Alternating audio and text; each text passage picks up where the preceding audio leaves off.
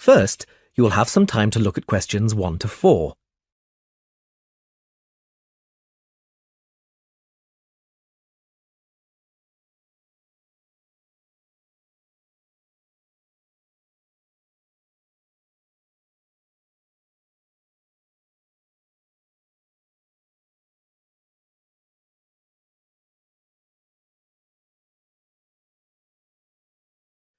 Now we shall begin.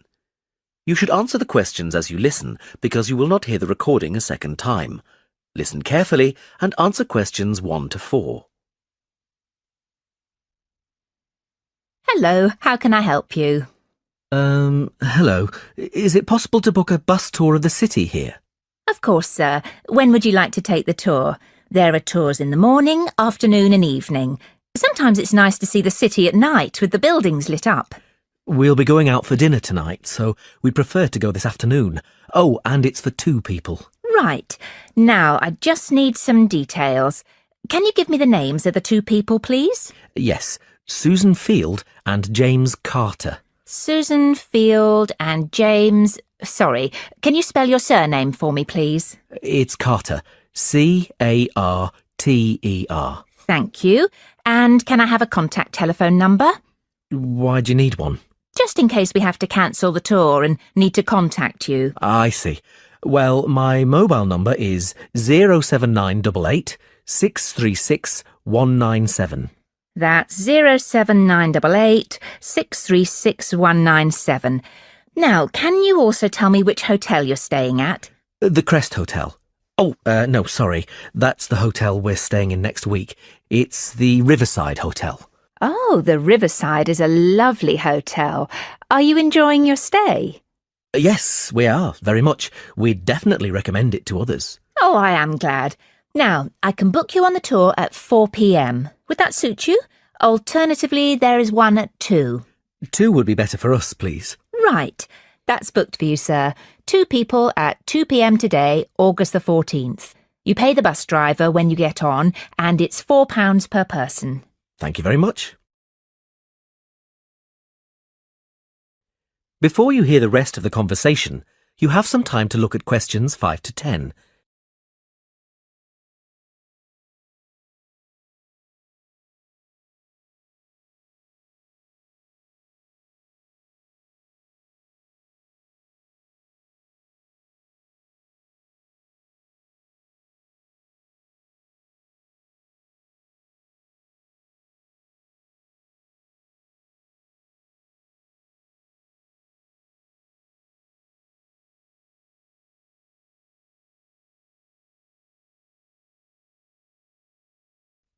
Now listen and answer questions 5 to 10. Can I also ask you about the museum in the main square? I was reading about it in my guidebook and was shocked to see that the entrance price is £10.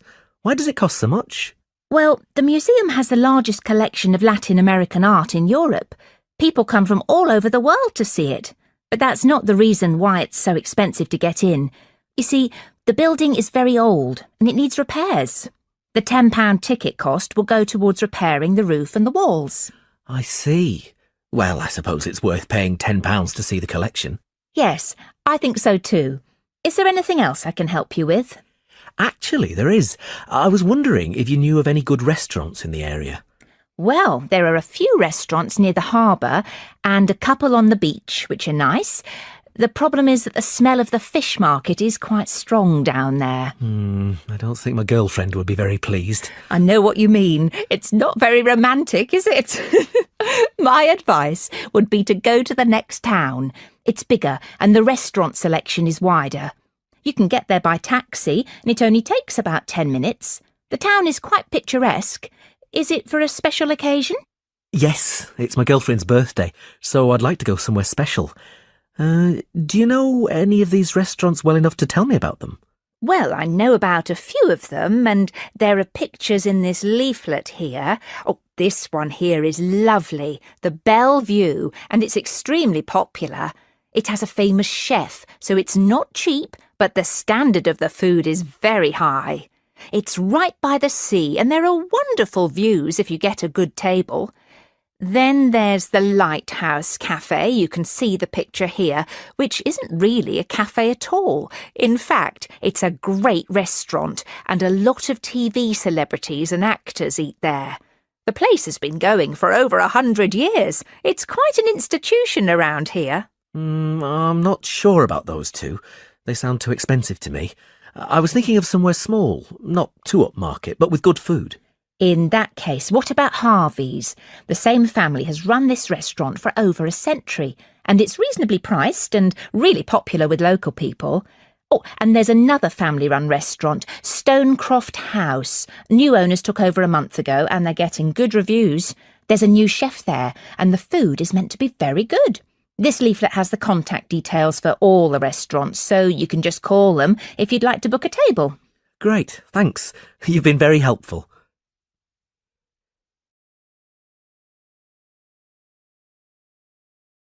That is the end of part 1. You now have half a minute to check your answers.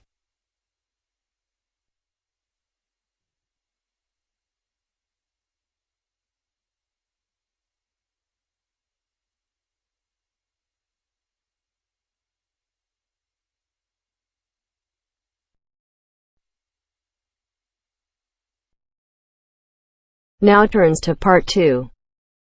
Part 2. You are going to hear a guide named Matt who is introducing their trip in Wildlife Haven. Now you have some time to look at questions 11 to 15.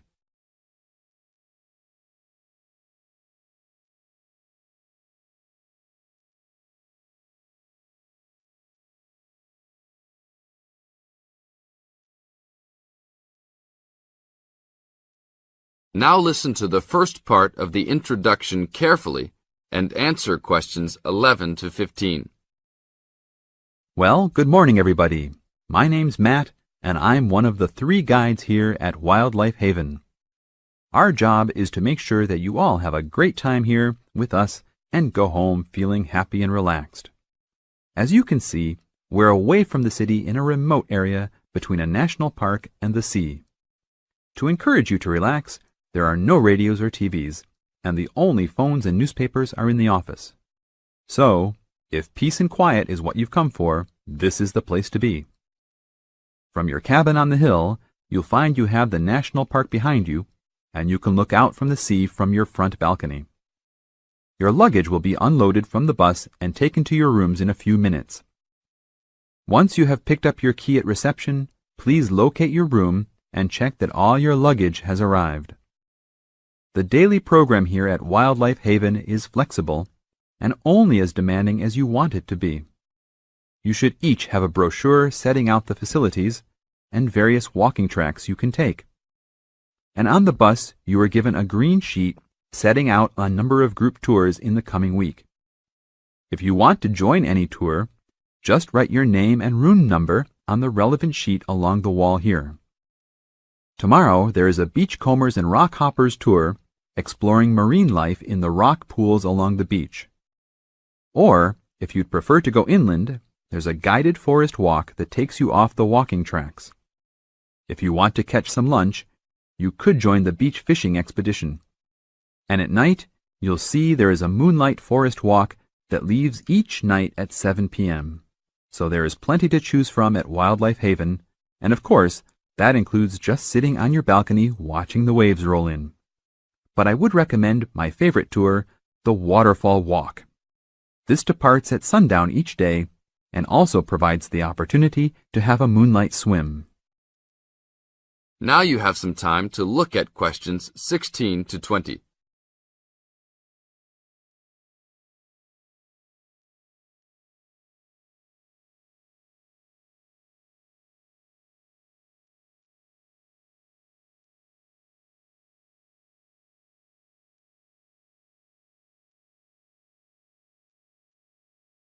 In the second part of the introduction, you are going to get some advice from Matt. Listen carefully and answer questions 16 to 20. You've chosen to visit us in January, which is one of our hotter months. And although you may be tempted to wear a minimum of clothing, You should always take precautions against injury, particularly in the national park. This includes sensible footwear. You'd be surprised how many of our guests ignore this advice and end up being sorry. And socks are a good idea too. And even though you might be under trees a lot of the time, it's a good idea to wear a hat in this hot climate. There's no need to be too concerned about walking in the national park, provided you use common sense. It's true that there are poisonous spiders in the park, but they are really more frightened of you than you are likely to be of them. I should also warn you against eating any wild berries. Some are edible, but you should avoid them all. We'll provide all the food you can eat. Well, that's about all for now. Dinner is from 6 to 8 p.m. in this building.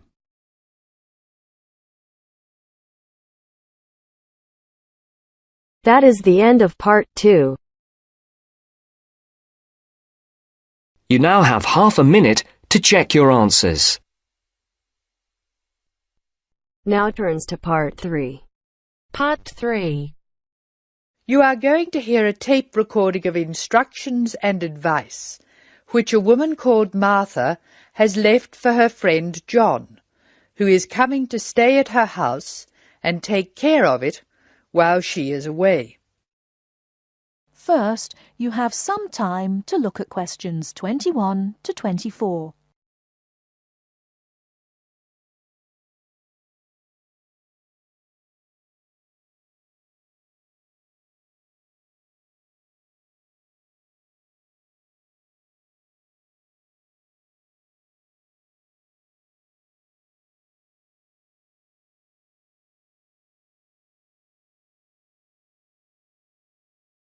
Now, listen carefully and answer questions 21 to 24. Hello, John. Welcome to the house. I'm really pleased that you can be here to look after my house while I'm away. Here are some things you need to know about the house. Important stuff like when the garbage is collected. In fact, let's start with the garbage, which is collected on Friday. Just write garbage on the calendar on the days they take it away. Put it out on Friday every week. That'll be Friday 22nd, Friday 29th and Friday 5th. It's a really good service. The trucks are quiet and the service is efficient. The bin will be put back outside the house empty. It's a good idea to put it away quickly. This street can be quite windy. I once watched my next-door neighbour chase her bin the whole length of the street. Every time she nearly caught up with it, it got away again. The waste paper will be collected this Tuesday. That's Tuesday 19th. There's a plastic box full of paper in the front room. Please put it out on Tuesday. The truck will come during the day. If you don't mind collecting old newspapers and other paper and putting them in the box, I'll put it out when I come home. The paper people only come monthly. I have some things to give to charity in a box in the front room. Would you put it out on Monday the 25th, please? It's a box of old clothes and some bed linen which I've collected, plus a few other bits and pieces. Be careful when you pick it up, because it's heavier than you might expect. The charity truck will come by during the day on the last Monday of the month. If you want to use the library, you'll find it on Darling Street. I've left my borrower's card near the telephone. It has a very good local reference section if you want to find out more about this city. I'm sorry to say we don't have a cleaner. Oh yes, filters. Please would you change the filters on the washing machine on the last day of the month, which is Sunday the 31st. We find that the machine works much better if we change the filters regularly. The gas company reads the meter outside the house, so don't worry about that. I think that's all the information about our calendar of events.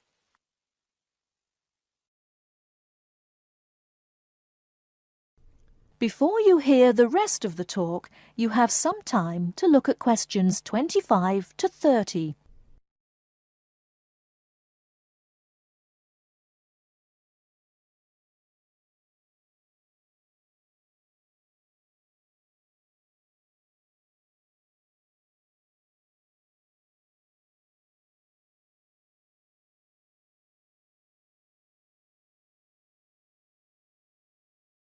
Now listen and answer questions 25 to 30.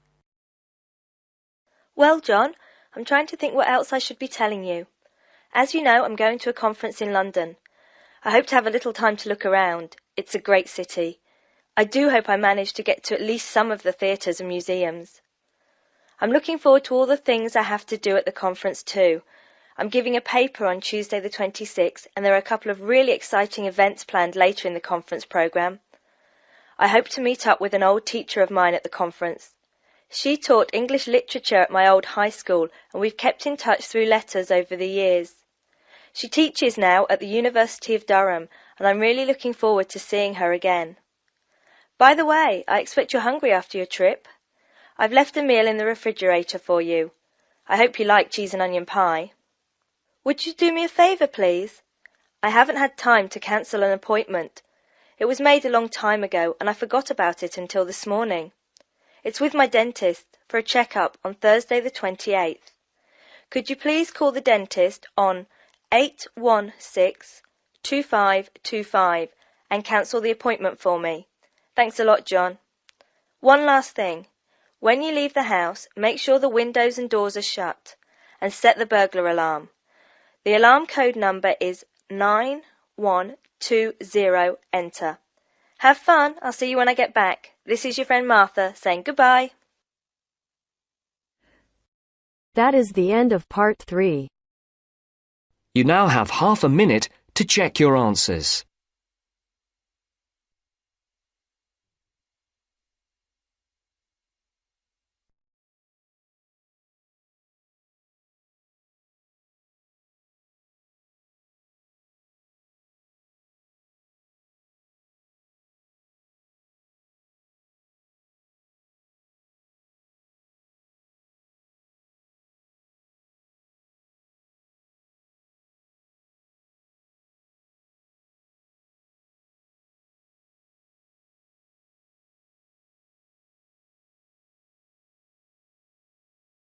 Now listen carefully and answer questions 31 to 40. My name is Paul Stange. I'm coordinator of this course. It's called Southeast Asian Traditions. I'm also the author of the study guide and the course reader, and you should have those in front of you. As well as these, you'll need 2 textbooks for the course. There's the one by Osborne and there's another by Legg. I'll talk a bit more about the reading materials in a moment. Now, if you haven't got these materials, you can buy the textbooks at the university bookshop, and you can collect the study guide and the course reader from me on your way out of the lecture.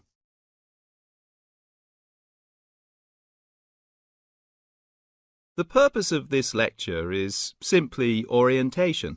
What I'm going to do is introduce myself, talk you through the course, and give you some additional advice, apart from what's contained in the study guide, on dealing with the various assignments for the course. First of all, the materials. You'll find the 2 textbooks very clear, and they give a good basic coverage of the history of the region. Most of the reading materials in the reader are fairly easy-going, but I have to warn you that 2 of them are quite difficult. These are the readings by Smale and Bender, and of these 2, the one by Bender is perhaps the more challenging. But don't let that put you off, because understanding these 2 readings is important to help you develop a clearer understanding of the cultures. In other words, they'll help you acquire greater sensitivity to the differences between the various cultures in the region.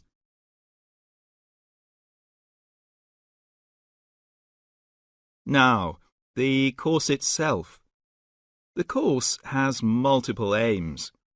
It's primarily a history course, but it's not only a history course. It is, in most respects, a cultural history course focusing on Southeast Asia. Nevertheless, the course is, as you'll see from the materials, an introduction to the Southeast Asian Studies component of the Asian Studies program. In looking at the cultural history of Southeast Asia, there are 2 major influences to be considered, the Chinese and the Indian. It's important not to forget the extensive influence that these 2 countries have had in the region. China has been trading throughout the region, since at least the 6th century, so many of its cultural and social traditions have influenced the countries in the area, and religious practices from India have helped form today's culture. So we'll be looking for the links and the connections between traditional patterns and today's developments in the region. I think you can now begin to see how these past influences might form a background for the present-day social practices. And in the same way, this course will form a basis or background for second and third year courses, with their focus on the modern period, and in particular, the economic and political situation of the region. So, that's the outline of the course. I'd like to go on now to look at what you have to do, your assignments and so on. That is the end of part 4. You now have half a minute to check your answers.